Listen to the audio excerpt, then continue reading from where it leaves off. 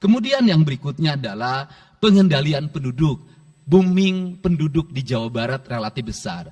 Untuk itu harus dibuat berbagai upaya untuk menyelesaikan problem kependudukan. Saya berkali-kali bercerita bagaimana di Majalengka saya bertemu dengan sebuah keluarga yang tinggal di kontrakan, yang ayah dan ibunya tidur ketika jam 11 siang dan anak-anaknya berjualan di alun-alun. Jumlah anaknya 11 dan ketika saya berkunjung ke tempat kontrakannya sudah hamil lagi yang ke-12.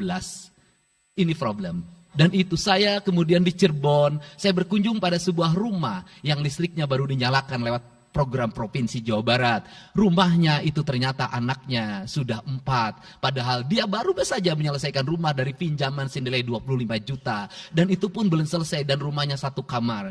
Ketika keluar dari rumah itu saya bertemu dengan seorang bapak yang meminta kepada saya untuk ber-KB. Anaknya sudah 7. Dia tak mau lagi untuk anak yang ke-8. Saya katakan bahwa jumlah anak sangat identik dengan problem kemiskinan. Betul, kemiskinan tidak akan bisa diselesaikan dengan hanya mengatur kelahiran, tetapi setidaknya pengaturan kelahiran adalah bagian dari untuk menekan angka kemiskinan.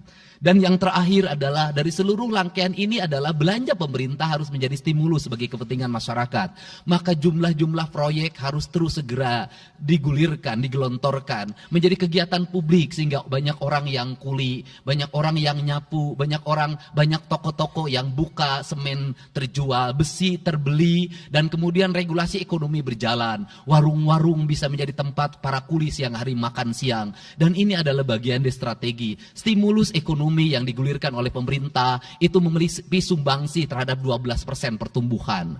Dan yang terakhir adalah investasi. Investasi itu modalnya ada 3. Yang pertama adalah konektivitas infrastruktur, ketersediaan jaringan air bersih.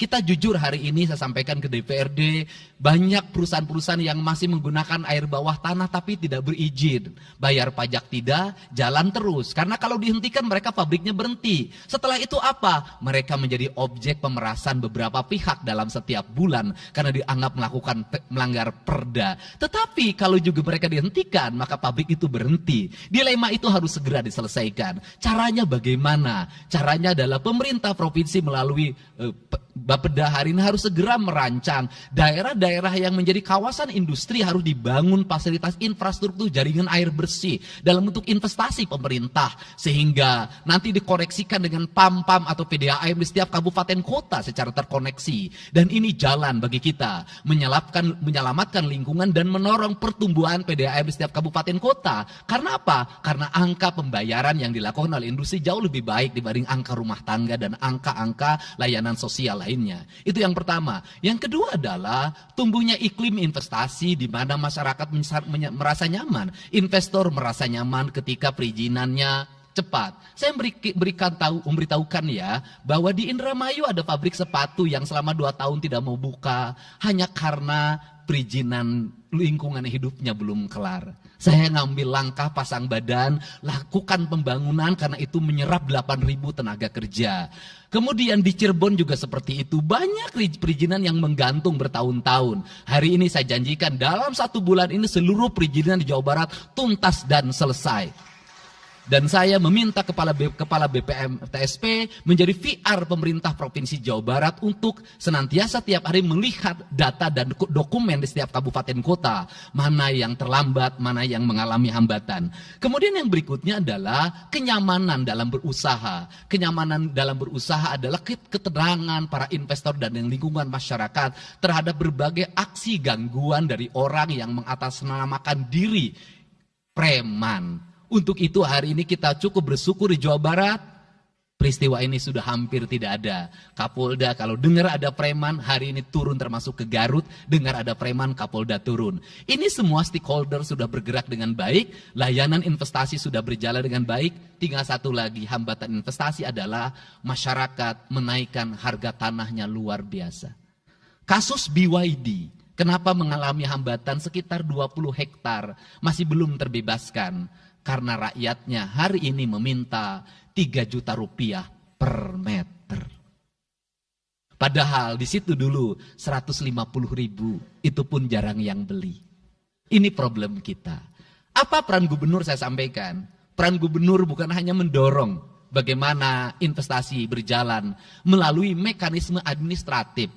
Saya sampai turun untuk mijitin orang yang jual agar mau jual. Dan sudah ada beberapa yang berhasil saya rayu, saya dekati dengan harga. Itu pun tidak terlalu rendah, harganya 1,1 juta. Itu sudah paling murah. Ini yang terjadi di Jawa Barat hari ini.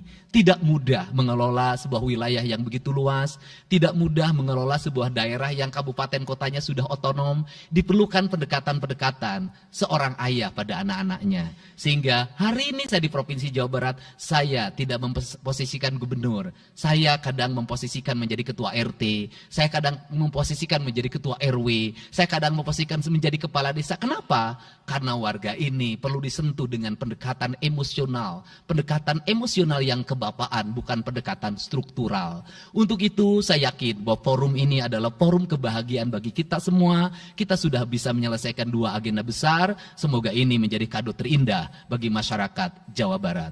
Insya Allah kami akan menjalankan pemerintahan dengan baik. Apa yang kami susun, apa yang kami rancang, dan apa yang kami kerjakan adalah semuanya kami dedikasikan untuk kepentingan masyarakat Jawa Barat. Yang terakhir kami sampaikan juga bahwa kami kemarin sudah melapas 273 anak-anak yang mengikuti pendidikan di Dodi Krindam 3 Siliwangi. Hasilnya bisa dilihat secara terbuka di berbagai tayangan. Air mata tidak akan bisa membohongi kejujuran rakyat dan anak-anak itu. Dan saya sampaikan, hari ini ada 13 orang anak yang tinggal di rumah dinas gubernur. Pada saat yang lain orang tuanya datang menjemputnya, dia menangis. Tak ada satupun orang tuanya yang datang. Seorang menjadi anak yang terbuang. Dan akhirnya saya memutuskan mereka untuk sekolah di Bandung dan tinggal bersama gubernur Jawa Barat. Ini cara kita menyelesaikan. Saya ucapkan terima kasih pada semuanya, semoga kebahagiaan menyertai kita semua. Dan saya yakin setelah kegiatan ini, kita akan walk out secara bersama-sama. Wallahu muwaffiq ila aqwamit thoriq. Assalamualaikum warahmatullahi wabarakatuh. Sampurasun. Sekali merdeka tetap walk out secara bersama-sama.